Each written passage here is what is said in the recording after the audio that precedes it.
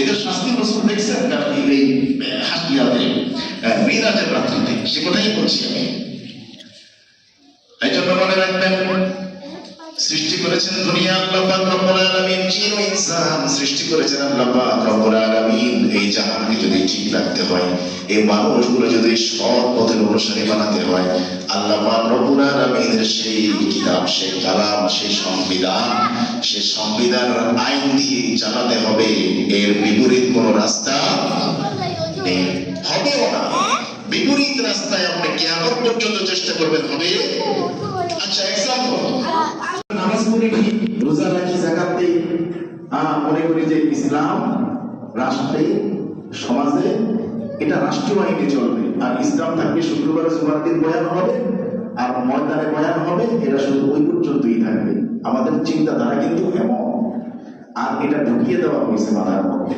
যার কারণে দেখেন না, যখনই কোরআনের আইনের কথা বলা হয়, যখনই চুরির কথা বলা হয়, যখনই জিনা ব্যভিচারের কথা হয়, যখনই টাকা পাচারের কথা হয়, যখনই টুলের নামে চাঁদাবাজি, ধান্দাবাজির কথা বলা হয়, তখন বাধা দেওয়া হয়। ঠিক কিনা যদি বলি? কারণ ওই ব্যাধিতে সে আক্রান্ত, ওই ব্যাধিতে সে আক্রান্ত। প্রিয় ভাই, এই দুর্নীতিগ্রস্ত মানুষগুলা নিয়ে যখন ঠিক করবে, ভিতর থেকে যখন মানুষ সৎ হবে, আরেকজনের হক বুঝবে, ইসলাম তো 80% চলে আসবে এখানে,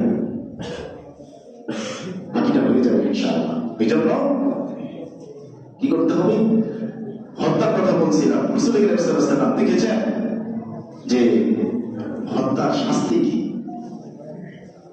আর এগুলো এই ওয়াজ করেই শুধু বন্ধ করা যাবে না, ওয়াজ করতে হবে, পাশাপাশি আইন করে শাস্তি নিশ্চিত করতে হবে। ঠিক কিনা যদি বলি? রাসূল সাল্লাল্লাহু আলাইহি ওয়াসাল্লাম যাচ্ছিলেন এমন লোকদের পাশ দিয়ে, যে লোকটা কাত হয়ে শোয়া অবস্থায় আছে, ফেরেশতা তার মাথাটাকে চূর্ণ বিচূর্ণ করছে পাথরের আঘাতে। আবার পাথরটা আনতে আনতে এর মধ্যে মাথাটা আবার ঠিক হয়ে যাচ্ছে, এর মধ্যে আবার মাথাটাকে চূর্ণ বিচূর্ণ করছে। বললেন, ভাই জিবরিল, এরা কারা? রাসূল বললেন, এরা হলো আপনার উম্মতের ওই সমস্ত লোক যারা নাকি মানুষ খুন করত এবং ফরজ নামাজে অলসতা করত। এরা মানুষ খুন করত এবং ফরজ নামাজে অলসতা করত। আল্লাহ পাক এই ব্যাধি থেকে আমাদের দেশকে, সমাজকে, পরিবারকে, রাষ্ট্রকে হেফাজত করুন, আমিন। এবং আমাদেরকে সেই শক্তি, হিম্মত আর সামর্থ্য, সাহস দান করুন, আগামী দিনের দেশটা যেন ইসলামের দেশ হয়, বলুন আমিন।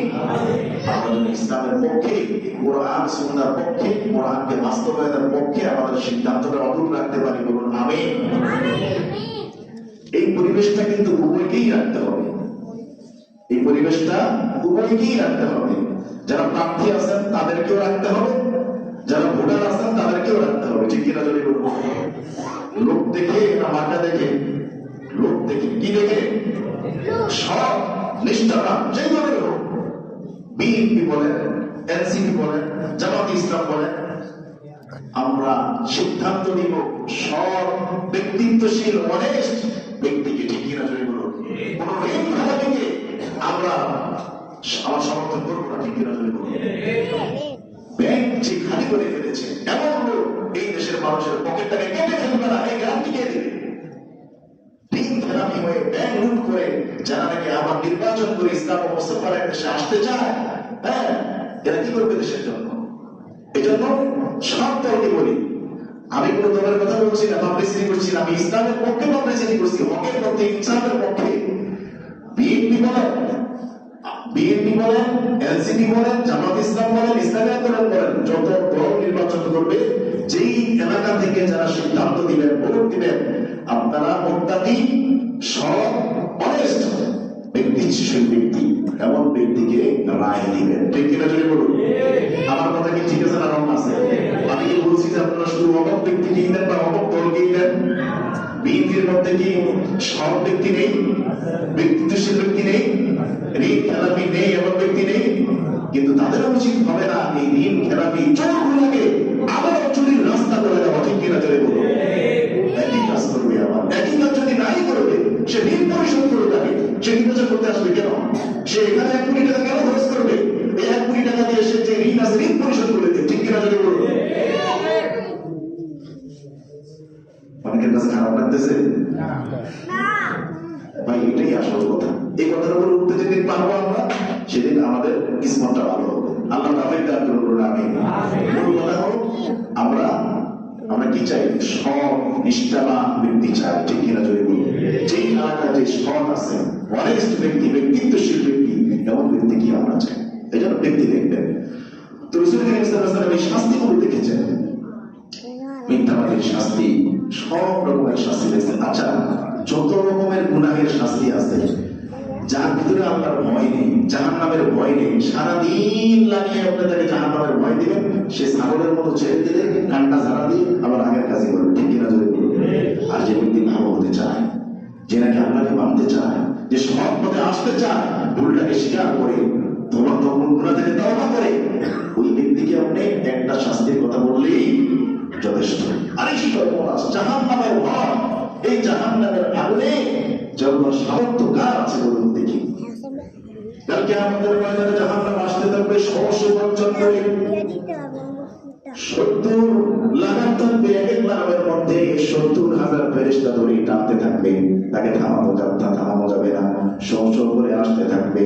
ইয়াউমাইযিন ইয়াতাযাক্কারুল ইনসানু ওয়া আন্না লাহু যিকরা ওয়া জিআ ইয়াউমাইযিন বিজাহান্নাম, জাহান্নাম সেই দিন আসতে থাকবে, শো বছর করে আসতে থাকবে। আর এই লাগামের মধ্যে লাগাম ধরে ফেরেশতারা টানতে থাকবে, টেনেও তাকে থামানো যাবে না, তাকে থামানো যাবে না, এমন ভাবে আসতে থাকবে। এবার চিন্তা করুন, ইয়াউমাইযিন ইয়াতাযাক্কারুল ইনসানু ওয়া আন্না লাহু যিকরা, সেদিন মানুষ ভাববে, চিন্তা করবে, ওয়া আন্না লাহু যিকরা, কিন্তু এই চিন্তা ভাবনা কোনো কাজে আসবে? কোনো কাজে আসবে? তখন কাজে আসবে না। আল্লাহু আকবার। জাহান্নাম আল্লাহ রেখেছে, ইন্না জাহান্নামা তাহতা বিসামিআ, জাহান্নাম হলো শব্দ জমিনের নিচে, এটা এখন সংকুচিত অবস্থায় আছে, এটাকে টেনে আনা হবে কাল কিয়ামতের ময়দানে। প্রিয় ভাইয়েরা আমার, সেই দিন বাঁচানোর কেউ থাকবে না, একমাত্র আমার ঈমান, আমল, আল্লাহ পাকের রহমত সেই দিন। আর এই চোখের পানি, বান্দা আল্লাহর ভয়ের বিরুদ্ধে চোখের পানি তাকে সেদিন বাঁচাবে। এই জন্য প্রিয় ভাইয়েরা আমার, বলছিলাম রজব মাস, শাবান মাস চলে আসছে, রমজানের পূর্ণ প্রস্তুতির মাস, গুনাহকে ছাড়ার মাস, যে গুনাহ আছে গুনাহ ছেড়ে দিন, গুনাহ ছেড়ে দিন। প্রিয় ভাইয়েরা আমার, গুনাহ যদি আমি নাও ছাড়ি, যুবক ভাইয়েরা যে গুনাহ লিপ্ত আছেন, আপনি গুনাহ না ছাড়লেও ইসলাম থেমে থাকবে না, আপনি দাড়ি না রাখলেও ইসলাম থেমে থাকবে না, আপনি সুন্নাহর উপর না উঠলেও ইসলাম থেমে থাকবে না, আপনি নামাজ না পড়লেও হাজারো যুবক প্রতিদিন নামাজ পড়ছে, হাজারো যুবক প্রতিদিন সুন্নাহর উপর উঠছে, ঠিক কিনা যদি বলুন। আমি করবো তো আমি লাভবান হবো, লা ইউকাল্লিফুল্লাহু নাফসান ইল্লা উসআহা। আপনি পাবেন, পারেন না বলে শব্দই নেই, কেন পারবেন না? আল্লাহ বলেছেন লা ইউকাল্লিফুল্লাহু নাফসান ইল্লা উসআহা। আমি এমন কোনো বিষয় চাপিয়ে দিই না যা মানুষ পারবে না, ঠিক কিনা? আপনি যে গুনাহ করবেন, পারি না, পারবো না, কেন পারবেন না? আপনি টানলে কি হয়? এটা টানলে কি হয়? কোনটা টানলে বুঝছেন? এটা টানলে কি হয়? এটা ছাড়তে কেন পারবেন না? পারি না, এটা ভাব, কেন পারবেন না আপনি? এটা গেলে কি ভিটামিন বাড়ে? ভিটামিন সি, ডি, ই কোনটা হয়? তো কেন পারবেন না আপনি? এটা পারবেন যে টানে না, হ্যাঁ? এই যে আরো একটা উদাহরণ, যত গুনাহ আছে গুনাহ ছেড়ে দেবো ইনশাআল্লাহ। আল্লাহ আমাদেরকে তৌফিক দান করুন, আমিন। এই জীবনটাকে আল্লাহ দ্বীনের জন্য কবুল করুন, আমিন। আমাদের প্রত্যেককে আল্লাহ পাকের প্রত্যেকটা বিধান বাস্তবায়ন এবং মানার তৌফিক দান করুন, আমিন। আলহামদুলিল্লাহি রাব্বিল আলামিন।